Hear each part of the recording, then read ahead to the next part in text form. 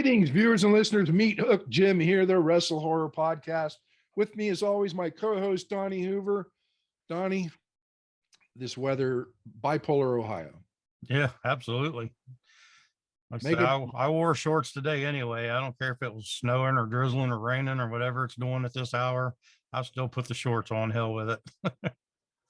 And joining us on this episode of WrestleHorror is a guy that shares part of my name. That would be the Hook Jeremiah. Jeremiah, how's it going? What's going on, guys? I appreciate y'all having me on today. I'm always like to meet new people, and especially, people that share the same interests with me. So I'm going to assume you like horror as well. Absolutely not. You can ask my wife that. I mean, old school slasher films, yes. Movie night on Tuesdays with Mary. We switch back and forth from musicals and horror each week. And to say that I don't really get into the gore and the cringeworthy stuff. I don't like being scared. So tell us a little bit about your start. I mean, you said off air that you were just a kid during the HWA. What got you started in wrestling? Well, let me just go ahead and rephrase that. I only worked HWA a few times back in the day, but I was still a child. I actually started in November of 2003. A guy named Pink Dust Kenny McGuire. Kenny, if you listen to this, you owe me some money, and I don't know, man. I might strong arm your shoes off of you the next time I see you, but that's another story. I started with a couple good friends. So we were backyard wrestlers like so many other, pro wrestling stuff. And we actually had a couple in Hamilton, and we came together and we started running Spears Gym in Mount Healthy, Ohio. And kind of shook some feathers with some local promoters such as the IWA with Jamont and NWF with Roger Ruffin, who will come into the story here in a little while. But Kenny McGuire came in, decided he was going to take us backyard wrestlers and train us up and turn us into real wrestlers. Well, that happened. He ran some shows. They were, I don't know if I can cuss, but they were the shits. I mean, everybody's starting off, you think you're great, but you're really not. But anyway, that in that class, that was myself, Deja Vu, Richard Phillips, one of my best friends in the whole entire world, God rest his soul. And a few other people. Lightning Tim Lutz came along later, but it was actually I don't know, you ever heard of Brian Beach before? Yep. So I would travel around with Brian Beach, going show to show and stuff. And eventually one day he just looked at me and he said, "Kid, you need to get your feet wet. You need to go pay Roger some money. You need to learn how to wrestle the right way." My brother and our best friend, Pompano Joe, they were already in the NWF with a lot of other friends that we backyard wrestled with, like Nasty Russ and Christopher Michael Lotus, Jason Chimera, a few of the other boys from childhood. So I just decided that I was going to go in there, and being I was 18 years old at the time. I started when I was 17. I had to get my mom to notarize a piece of paper so that I could even get in a wrestling ring. But that's what you want to do when you want to live your dream, as they say now. I can't really stand that saying, but so we got the ball rolling on that. I ended up in the NWF, and most people train for years, before they get on shows. It was just 4 months before I was on shows, but I was a natural athlete anyway. I'm a 2003 Ohio State wrestling qualifier. Made it to state, got sorted out, but guess what? You can't take that away from me. I played baseball, varsity baseball for Hamilton High. I even dabbled in a little college ball, but wrestling was ultimately the goal, and I wanted to see how far I could take that. So the NWF, that's really all things aside. Kenny McGuire, he's not the best person that you would come across. Brian Beach gets a bad rap, good friend, learned a lot from him. He sent me to Roger and the man Roger Ruffin. You know what I'm saying? I give him a hard time on the reg. I know I've been a headache for him for a few years now, but the NWF, that's my home. Nice. Yeah, I've been in the ring with Brian Beach before. He's a good dude. I've known him for a long time. Yeah, you got to be careful. You end up with bootlaces across your face with him. Right. Yeah, he's a good guy. Oh yeah. So being with the NWF, did you spend any time working with Abyss? A lot of time that I've spent with Abyss, I can't really comment on, but the wrestling wise, yeah, man, Chris is definitely one of the smartest people that you could ever come across. Learned more from him outside of the ring than I actually did in, excuse me, guys.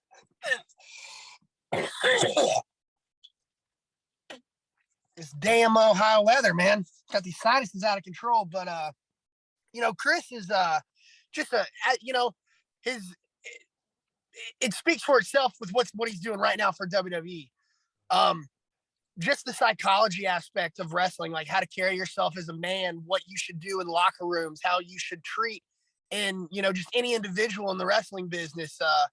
Chris is he doesn't get enough credit, and now so he is. So I'm really happy for him. And I keep in contact with him. He's a big Steelers fan, so any chance that I get to talk trash to him, I take it. Got to.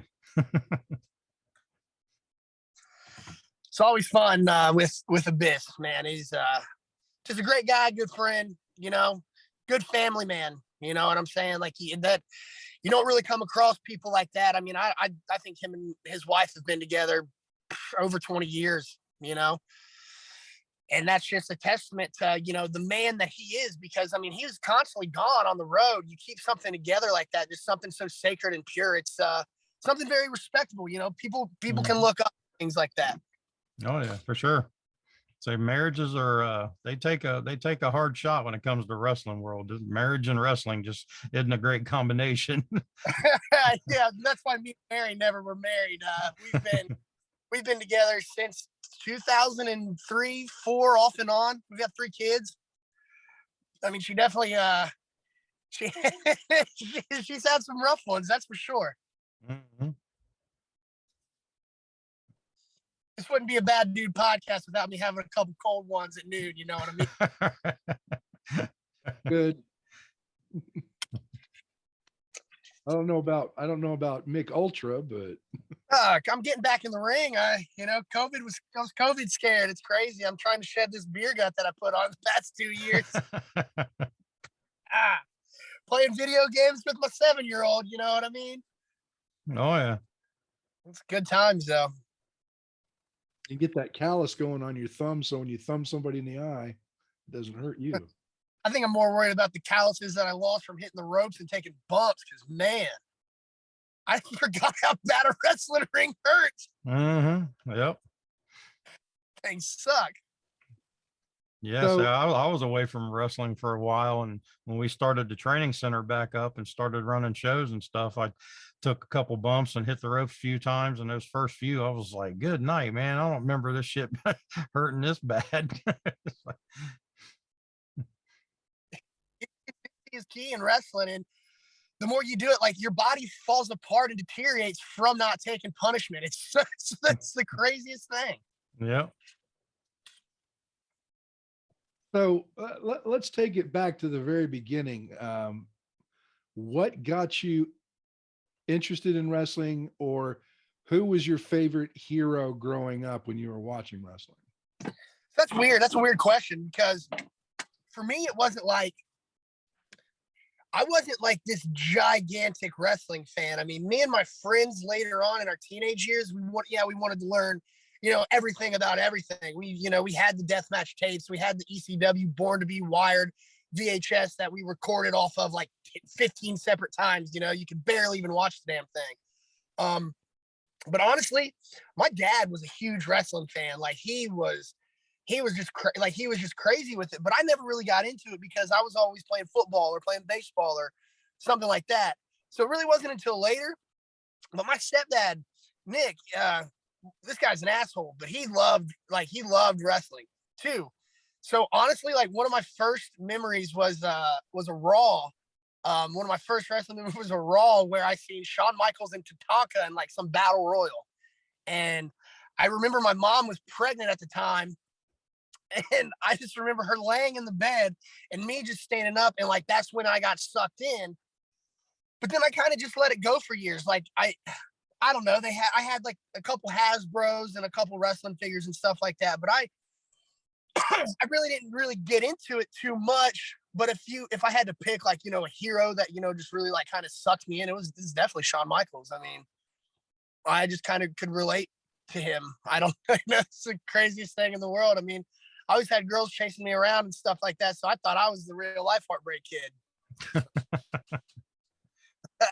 Especially, in teenage years and stuff like that. And then, you go through that awkward phase and you don't want anybody to know, like, oh man, I don't want them to make fun of me because I like wrestling, and then, and then I sneak a DX. I got 2 words for it, suck it t-shirt to school one day. And my aunt had bought me in Florida and sent me home with it. And yeah, I got in some serious trouble for that at school.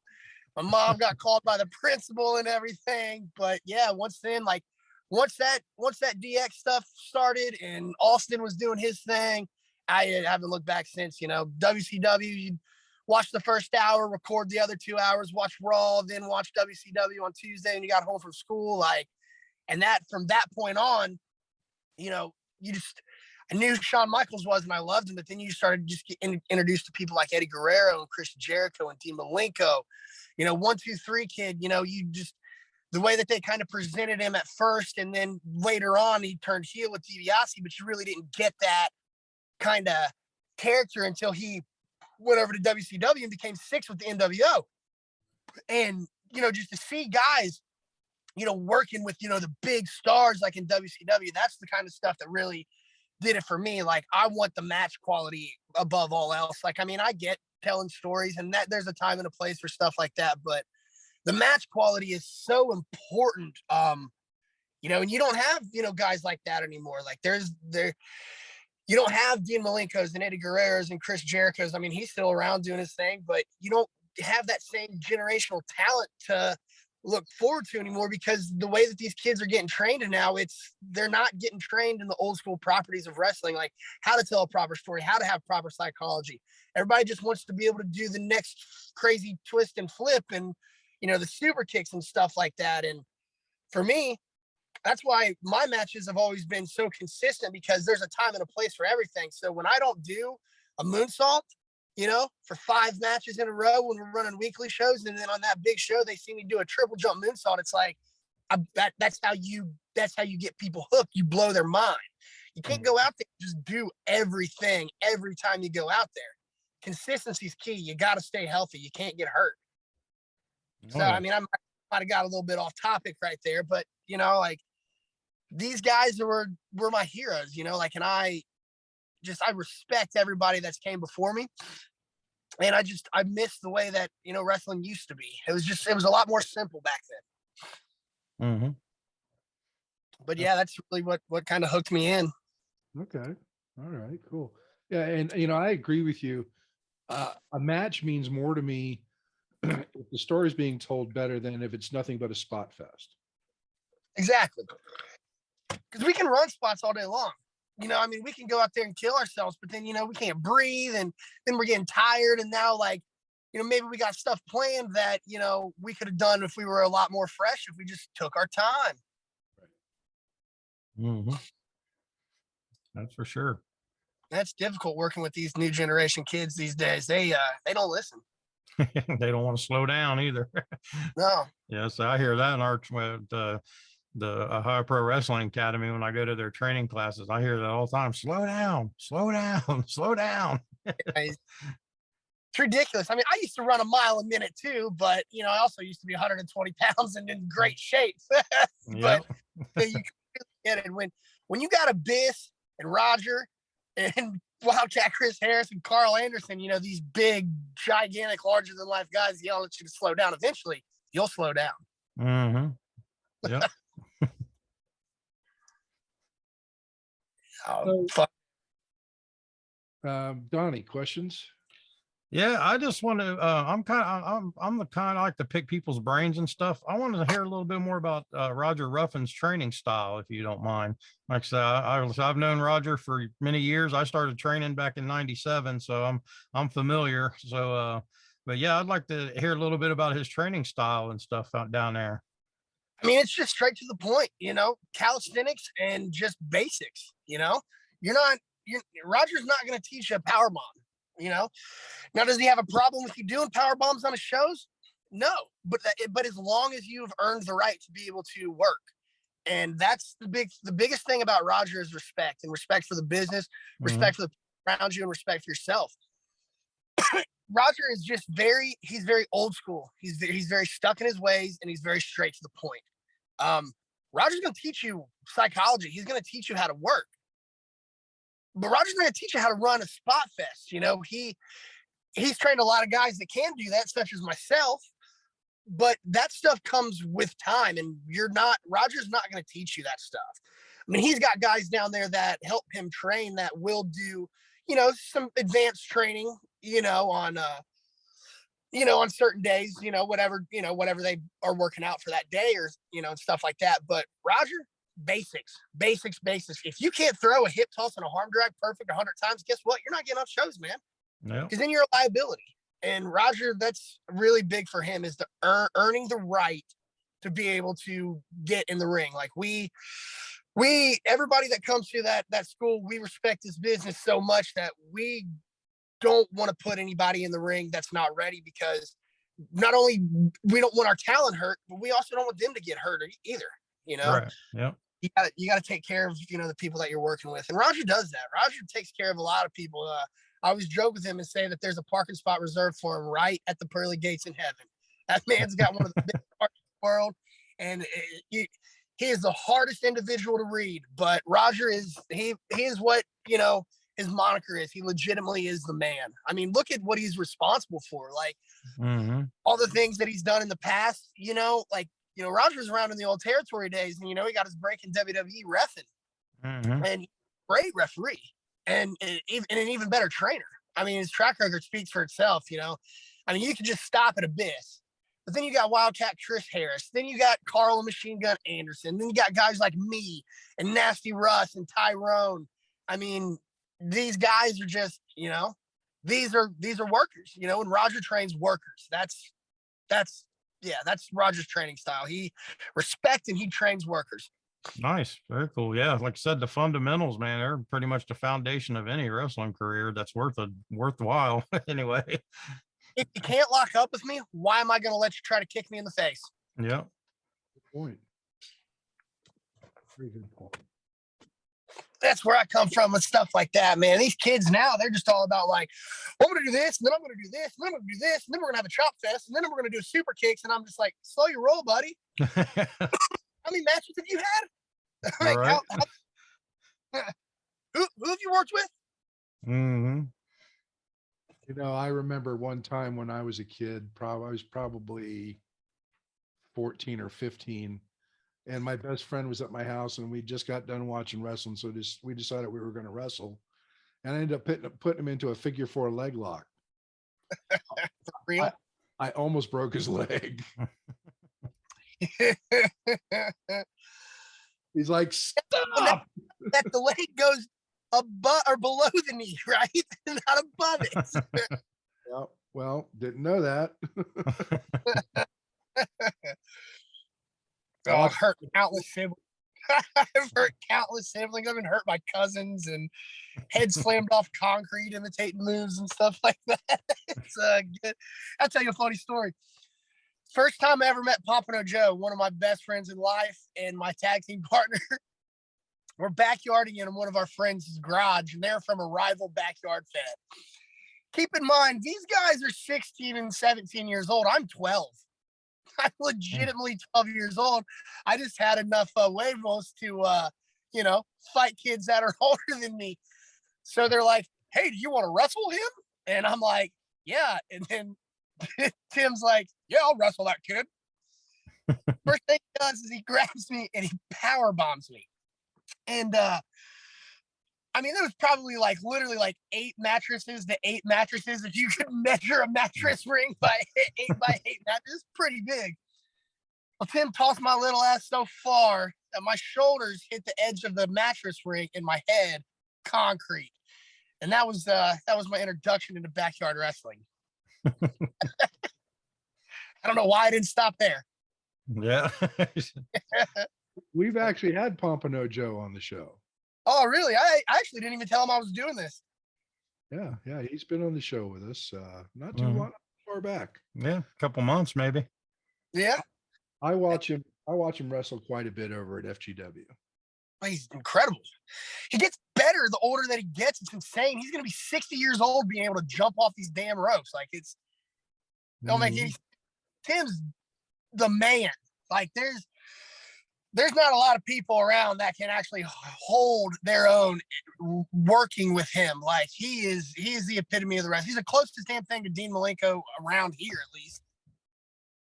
Just that technician. I mean, I don't really put him over too much, because we're boys and we screw with each other all the time. But he knows that I love him. I mean, we spend a lot of time together. Right. Okay. So, have you been to any of the FGW shows? Yeah, I pop up there around show closing time to see some of the guys, that I know and stuff like that. I always joke with Brian that runs FGW that he always forgets to pay me. But I mean, he lets me come in like when I work late, at the restaurant on Friday night. So if I can get there early, I do. Oh, no. If I can get there early, I do. But I pop in and see guys like Chris Hall and Ben Chimera from time to time, and William Wolf. He's a friend of mine from way back in school and stuff. He graduated in my wife's year. They were really close friends, and so I love seeing Will. He's just a funny dude. He's just a cool guy. It's just a good, it's always good seeing him. But I get to, they sell Pompano selling my merch at our Bad Dudes merch at FGW. So I come in and sit behind the merch table and just talk to some people and to see guys like Eric Fallon and talk to Cody. Why just old friends that you've met. I mean, I started working in 2003 and it's 2022. I'm not a math wizard, but was that like 19 years, 20 years, something like that? Meet a lot of people along the way. Right on. Okay, I was just curious, being that you're in Hamilton, so. Yeah, and it's always funny joking with Brian too. He gets a big kick out of that too. I always go to shake his hand and act like I'm taking a pay cut from him. But he's a good sport about it too. Brian's cool. I like Brian a lot. Brian's good people. Oh, he absolutely is. I would try to do my hands working for FGW a little bit more, other than the fact that they can't afford me. It's just because I can't take off work. I know that's but that's just a joke, Yeah. Yeah. I have 3 kids. I can't go work for a couple $100 when I'm already making a couple $100. Right. Like I said, just curious. Like I said, since you're right here in the same city, I mean, I live 10 minutes from the arena, so. Oh yeah, I'm over on New London. Okay. All right. I know where you're at. I'm over on the east side near the fairgrounds. Okay. Very nice. They cleaned that up pretty good, huh? Yeah. Live right across the street from that big cemetery. Oh, Greenwood. Yep. I'm over there a lot. One of my best friends is there, and he's been gone 11 years, and he still hurts. So I go there frequently. I understand that. So, so you've been out, you haven't been wrestling because of COVID, and you're starting to get back into it. Is that correct? Yeah. I mean, I worked a few times during COVID. I was working IWA with Pompano. We working for Ian, and it was all right. Every other week and stuff like that. But they've had their issues, and I guess they're relocating and things like that. But for me during COVID and stuff, just being so I don't know. I'd say that I'm probably, one of the most paranoid people in the world. I just always think I'm dying anyway. My mom says I get it from my grandma. I don't know what the hell that's supposed to mean, but yeah, my train of thought behind it is just like, I wanted to do my best to be able to protect my kids above all else. And I think that's just kind of like my way of just distancing myself from wrestling at the time. And then I just get berated, by the boys, like, where you at? Why aren't you coming here? Like the most funnest times, like, is the car rides to the shows, not just necessarily the shows themselves. And like my specific crew that I always travel with, you start missing those guys. So I did a couple shots here and there. Jake Chris, one of my, I didn't, we didn't know we knew each other in passing for a few years. I worked for him at Rockstar, and we are like as close as two people could get from, coming into wrestling. Like, he always says men don't have best friends, but we sure as hell, we do talk every day. So I don't know if that means we're best friends or not, John, but, in Pompano and referee Brian Barton, being on the road with guys like Alex Cologne, he's crazy, and Girl Boy, like you just miss those, you miss the guys, and you miss the trips and stuff like that. So I figure I'm not getting any younger, and COVID's probably not going away, and I dabbled in drugs, so I didn't have a problem taking a freaking COVID shot. So whatever, it's time to get back out and get back on the road, and just see what the hell I can do. Just start popping up at shows, bug Sammy Callahan, just annoy him enough to where he books me. And again, and just get back to where we were. Like, I don't know if you guys are familiar with Rockstar. I'm sure you heard of it, but yeah. Rockstar was something that was very special. It was very special to me. And, I know people can say what the hell they want to say about the owners or, the other things that went on and stuff like that. And that's fine. Everybody can have their opinion. But the fact of the matter of it is these owners, and in particular Dave Chris, they didn't book shit. They didn't have anything to do with any influence whatsoever. Yeah, maybe somebody would come and stay with Dave and we'd use them. Jake Chris ran Rockstar and is one of the best bookers and minds that I've ever even worked for. Like, this is a sore subject, and I just want to talk about it because a lot of people, I know that I get a lot of heat from certain individuals, about the whole Rockstar gimmick. Whatever happened with Cody and the owners, that's none of anybody's business. That's absolutely none of anybody's business. And the company could have just straight went under. But here's the thing about that. Anybody could have taken over the book. Jake Chris had enough. He picked up the book. Anybody could have done it. He picked it up and then looked around and realized that there were guys that didn't care about the politics, didn't care about the situational drama, guys that just wanted to have wrestling matches, guys that just legitimately wanted to work and every Wednesday have the best wrestling match we could possibly have. You got a lot of haters because, we had to cut some people along the way for the product that Jake Chris envisioned and what we wanted to do as workers, like guys like me, Aaron Williams, Ron Mathis. I'll give him a shout out, even though he talks trash about me all the time. Bruce Gray, these guys, like, they wanted to have good wrestling matches. It wasn't necessarily about trying to get to the next level at that point in time. It was something special. It was about creating something special. So it took a little bit of a process to get, some less athletic problems out of the locker room. But then you start cultivating talent. Then down the road, you get guys like Myron Reed and Wes Lee, Desmond Xavier. Love you, brother. Zachary Wentz. Love you, brother. Love you. And Trey Miguel. You get these kids and you're able to cultivate talent. And that was the most special part about Rockstar because, when Cody left, there were 30 people in the crowd. I know because I was there. And then by the end of Rockstar, we're packing the place every freaking weekend. We're the central hub of Midwest independent wrestling. There's not a guy that's on TV right now that hasn't been in the business for years that didn't come through Rockstar Pro Wrestling.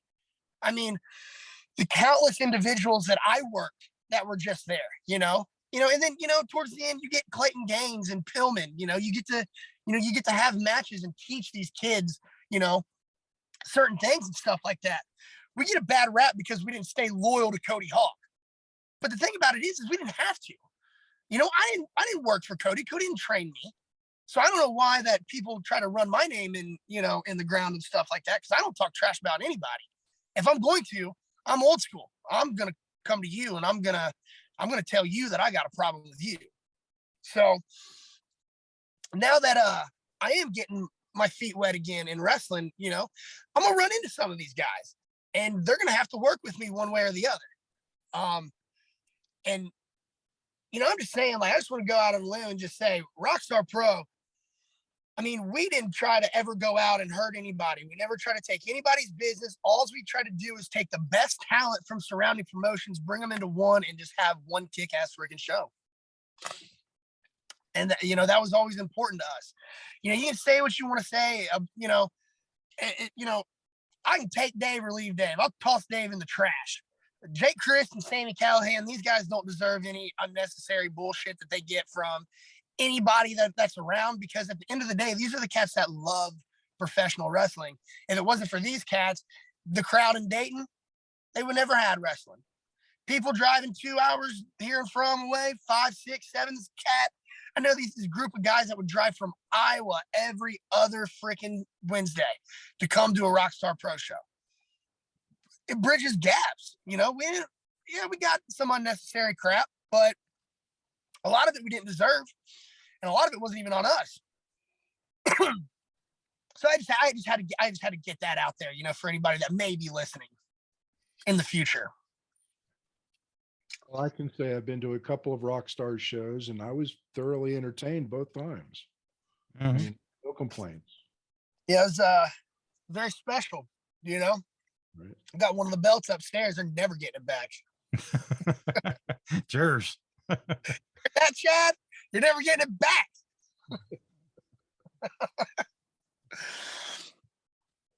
So yeah, wrestling here, I would like to work with everybody. We were trying to get, this, and I don't have a problem sharing this now.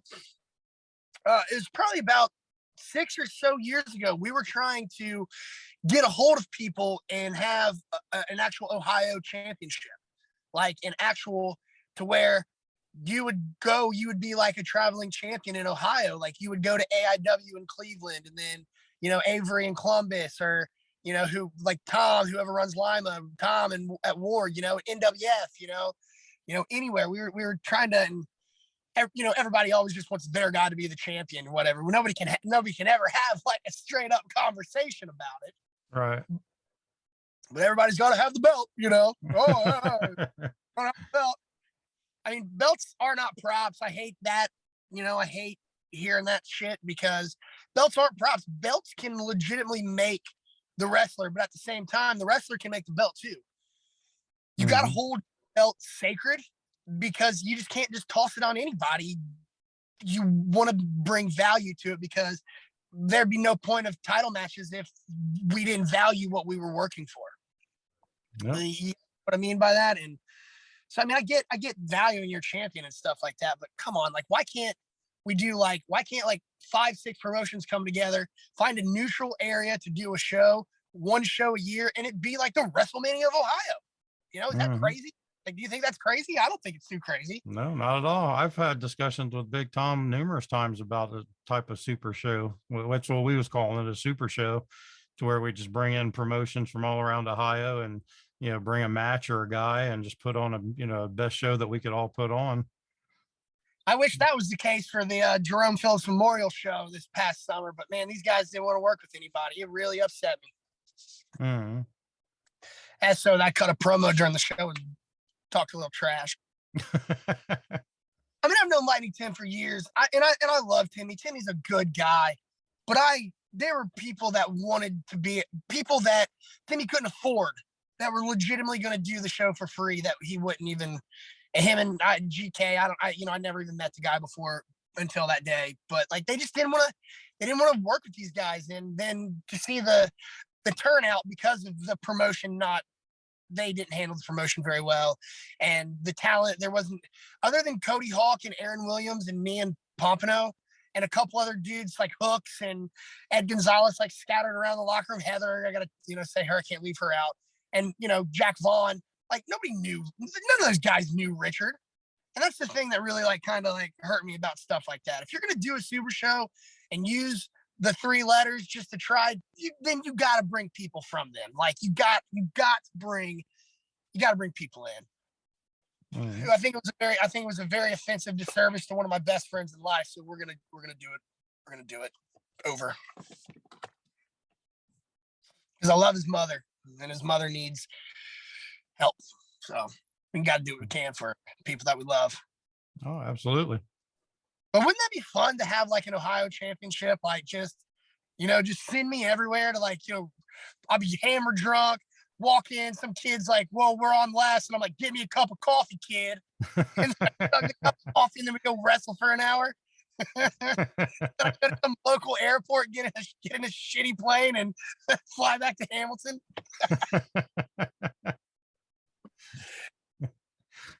I've always wanted to feel like Ric Flair. There you go. Never say never. Guys, I don't know if anybody told you about me. I like to cut it up with you guys, There's nothing wrong with that. Good, man. It's all good.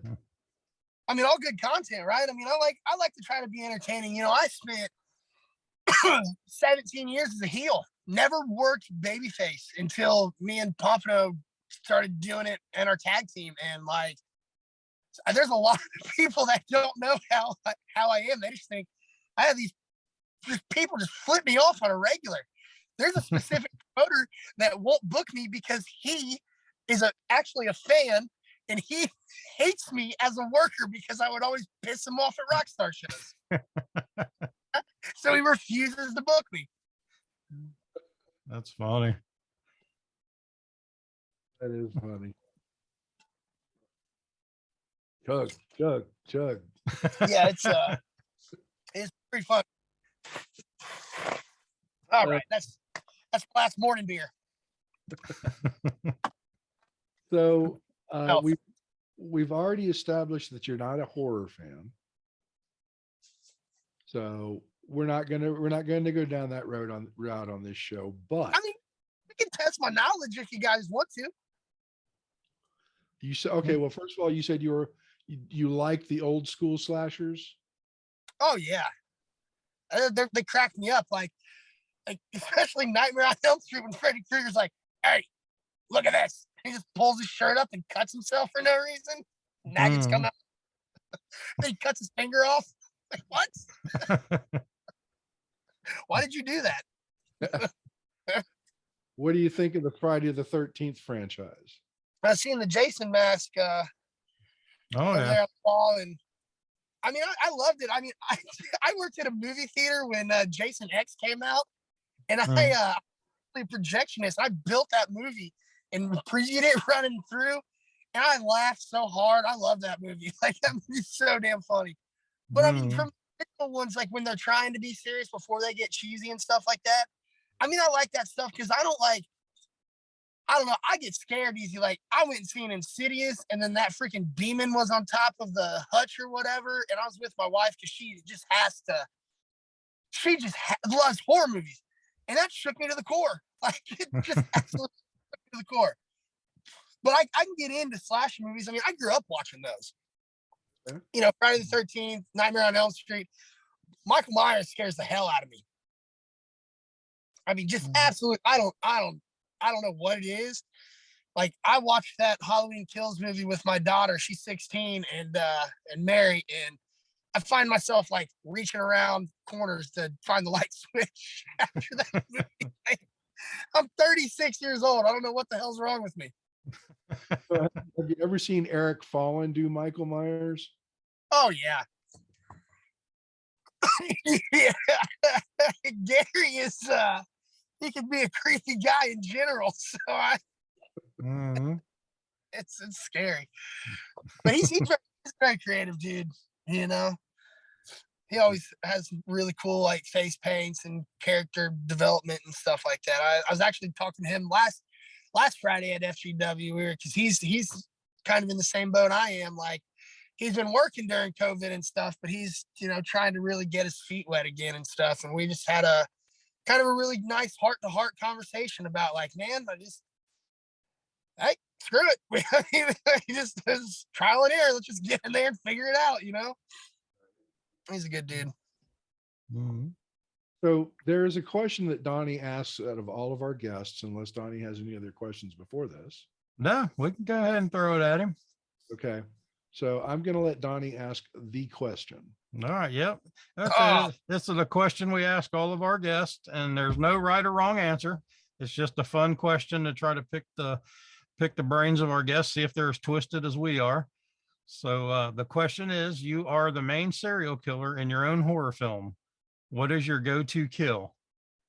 What would be your finisher? My go-to kill? I don't, honestly, I don't know, but like instantly right into my head, if I can't remember, I think it was Halloween 4 or Halloween 5 when Michael Myers puts that dude in the claw and then lifts him up and just like stakes his head to the wall. Like, you guys remember that? Yeah. That was always one of my favorite kills. You know what it would be? I'll tell you what it would be. Sealing somebody up in a sleeping bag and beating the shit out of them against a tree. There you That's go. the old Jason kill. All right. I've never had a duplicate answer since we started doing this. So, Yep. Oh, you guys should clip that up. That's like, I like stuff like that. Like, that question's like, just for fun. And that's what this, like kind of stuff's supposed to be about. Like, I really like, hopefully I get to meet you guys in person one day. So we can shake hands and, at least, Oh yeah. just conversation and stuff. Like, I like stuff like that, especially like thinking outside of the box. And I don't know how many episodes have you guys had? We're at like 140, 141. And you've been asking that question 140. well, we started about our 50th episode, I think it was. But I mean, still, like, so close to 100 times, and you haven't got a duplicate answer. Not once. That's awesome. There are some twisted people out there. Yeah. Yeah. Creative people. What was the most effed up one? Oh gosh, which one was it, Donnie? I think my favorite one, and for some reason I can't remember who said it. I want to say it was Mojo, but I don't think it was. But my favorite one was, they said they would have them on top of a building. They would throw them off the building, and then they would run down to the bottom floor, get in a van or a truck. And then right when the person would come down to hit the ground, they would hit them with the truck. It's like, I was like, we had to be super fast to pull that shit off. Put a lot of thought into that one, bud. Yeah. Wasn't that Jackson Stone? It might have been Jackson Stone. Yeah, I think it might have been. But yeah, he said he'd throw him off the building and then yeah. He said he'd throw him off the building and then run down and get in a truck and hit him with the truck before they hit the ground. What a nice guy he is, man. Isn't he just such a very nice, respectful dude? Like, oh yeah. Yeah, he was just at the Arnold with us. He did a match with Avery, and yeah, he was nothing but pure gentleman. Oh, he's such a pleasured person. Like, to me, he's a really cool guy. I really like that guy. Mm-hmm.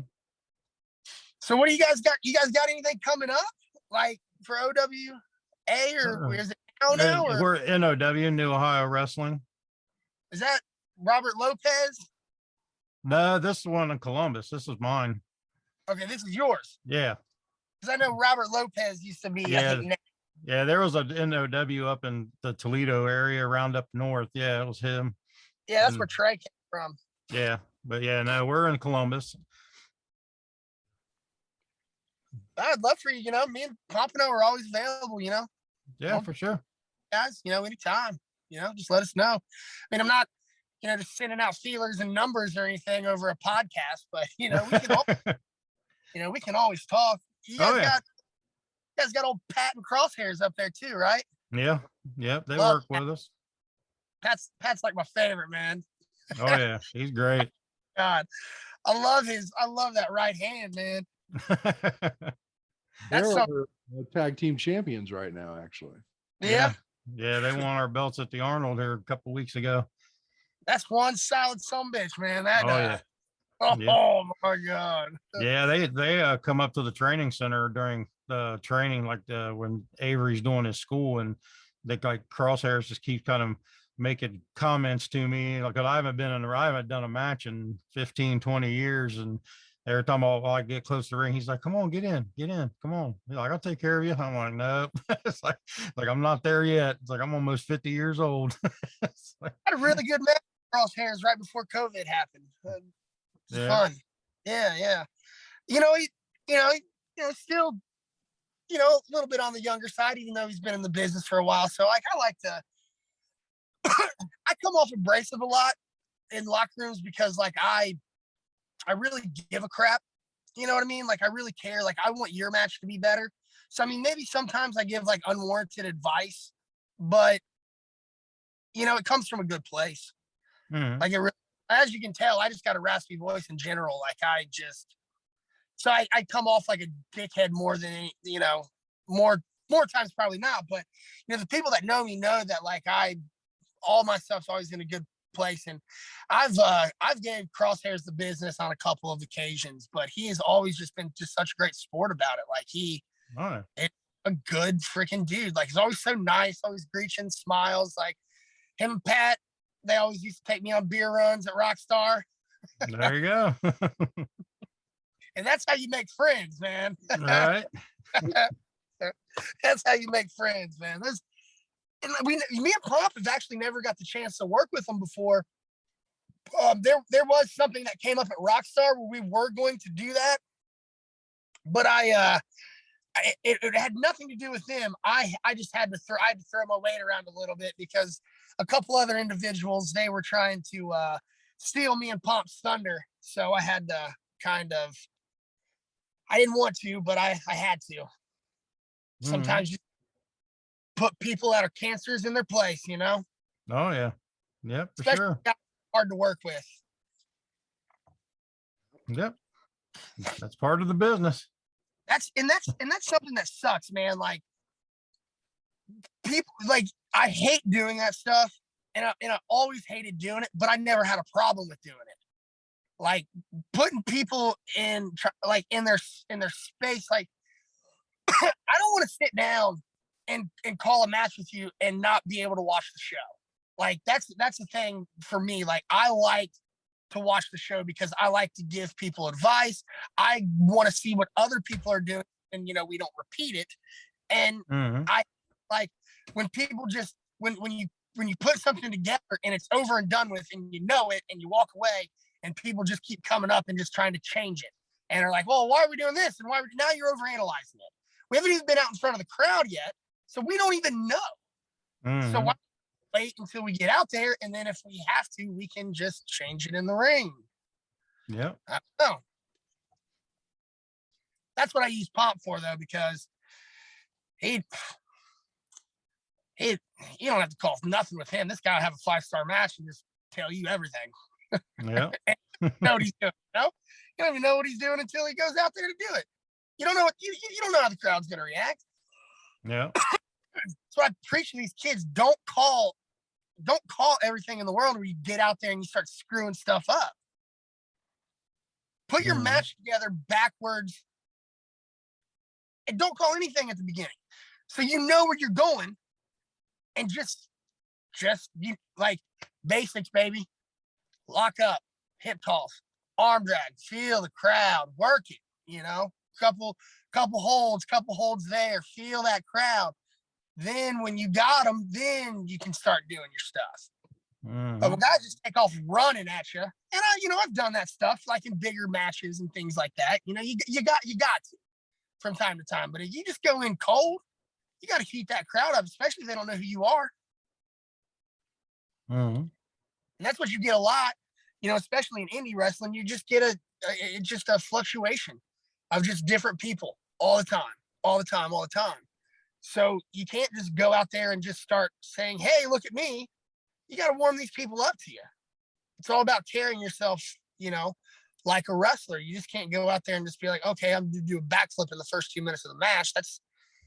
not going to work. I mean, I've done countless backflips in the first 2 minutes of matches, but people have already known who I was at that point in time. Mm-hmm. So I was like, I got to preach to the choir. So I mean, I love talking wrestling. Like, it's one of my favorite things. Like, that's where Biff comes back into the fold. Like, just sitting with him and him picking my brain and stuff like that. Like I said, like outside of wrestling, and you just learn. You just learn so much, and you always want to find reasons. Mm-hmm. And sometimes, what he taught me, sometimes there just doesn't have to be a reason, because sometimes logic doesn't exist in a fight. So there's just so many other avenues that you can do. You can make anything make sense if you think hard enough on it, but you don't have to. As long as it flows the right way and everything's executed the right way and the crowd reactions are there, then you're doing your job right. The best feeling in the world is laying in the mat. Could be a double down, could be after a kick out, and you can hear that crowd rumbling, waiting for what's next. That's the best feeling in the world.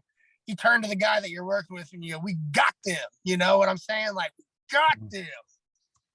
And that's what I live for when it comes to like having matches. You guys ever seen me work before? No. Have not. No? I'll have to have Pop send you guys a couple videos of bad dudes. I mean, I've done a lot of, I did a lot of single stuff. I worked with a lot of good people. So, I mean, there's always stuff out there. I think there's a good one on YouTube me and Mathis had. And man, with Mathis, but always great match with him. I mean, can't fault him for that. But I mean, like, he just fucking drove me crazy. Just absolutely crazy. Like, man. But we always had really good chemistry. We always had really good matches. For some reason at Rockstar, whenever they didn't have anything to do with Mathis or me, guess what? We found ourselves working together again. Yeah. And I'm sure there's me and Aaron Williams out there somewhere. I mean, me and Aaron, I think we had our first match together in 2006. It was long-haired Aaron back then too. He had long hair before he's bald. Just for men, or what is it? Not just Keeps, Aaron. Keeps. They don't sponsor this show, but Mm-hmm. I'm just busting balls. But I've had probably more matches with Aaron Williams than I've had with anybody else. And every time, it's just the coolest thing in the world was Jerry Lynn freaking refereed a match between me and Aaron Williams one time. And what we and Aaron were doing in the ring, Jerry forgot that he was reffing the match. He straight up forgot. He's sitting there in the corner wearing a ref shirt and just was watching us work and forgot to like count pins and stuff. And that's what it's like working with Aaron Williams, just effortless. And it's always a good time.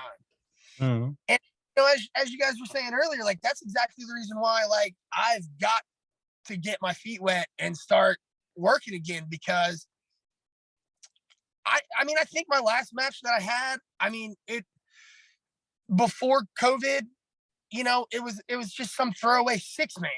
And me and Pomp had some good matches with GK Fam, during the pandemic and stuff like that. But I can't go out like that. I got to go out in succession. Like I got to go out bleeding with my friends. Like, I need one more with Alex Colon. I need one more with freaking Nate Wings. My man, Nate Wings. I need one more of that son of a bitch. That's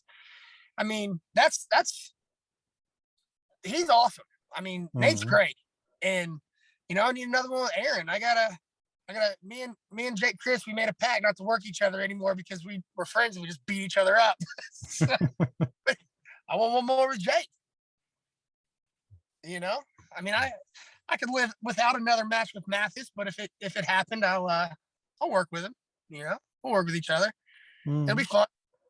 But you gotta go out, in a way that you want to be able to go out. Not saying that, like I'm anything big. Like, yeah, I've done some stuff here and there. I've worked for some, some people and that's all fine and and well. And, maybe it didn't stick. Maybe I didn't make, the money that I wanted to make, or, maybe I didn't get the shots that I wanted, to get. But, at the end of the day, like, you got to keep stuff local and you got to cultivate the next wave of talent that, that comes in. Also, I didn't even shout out Ace Austin either. I got to get another one with Ace Austin. Our program got cut short because he's just so ahead of his years, and he got signed to national TV, and he couldn't always be there to finish the program with me. And me and him, we absolutely tore it down when we were in the ring together. And Trey too, and anybody that's affiliated with the Rascals. I mean, there's a lot of shit going on right now with, people that are associated with the Rascals and stuff like that. And I don't want to touch on that too much, but I just want to say, those are good kids. Every single one of them. Every single one of them are good kids, and nobody deserves what one of them is going through right now. Absolutely not, because it's all straight up fabricated bullshit. Yeah, it's unfortunate. It is absolutely unfortunate. Snap filter from freaking 8 years ago is gonna cost a kid, that's worked so hard to get to this point, and it's just completely unfair. And I'm not gonna shed light on it. I'm not gonna say, I'm not gonna tell the truth, because it'll come out eventually. But we know who released that picture, and it's not fair. And hopefully there'll be some form of legal retaliation on that end. Absolutely. So we got to start winding this down, but do you have any social media presence where people can find out more about you, or maybe some upcoming bookings you may get in the near future, things like that? Find me on Twitter, KPC Jeremiah on Twitter. I have a Facebook, but as you know, but obviously it's not a Jeremiah Facebook. Right. But yeah, just Twitter. Okay. I think finally I'm at like 700 followers. Let's get me some more. But I'm sure, all those followers come from, working the indie impact shows, the Twitch streams and stuff like that. So maybe I can get on a couple more of those. I don't know. We'll just have to see how everything starts to work out. And give a shout out to at Pompano Joe at Twitter. Find us at Bad Dudes Tag Team on Twitter as well.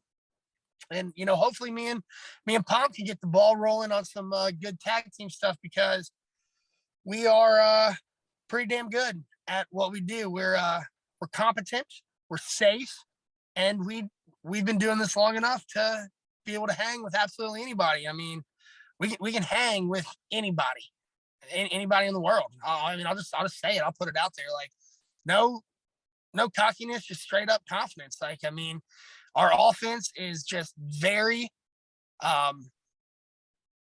what's the word I'm thinking? It's very original. Our offense is very original. We don't copy and paste stuff. We don't copy people. I mean, we make stuff our own. If we are going to do that, we're a very different type of tag team that people would be used to now, because we do a lot of wrestling. We do a lot of double teams. We do a lot of tagging in and out. And that's, the name of the game, because it's tag team wrestling.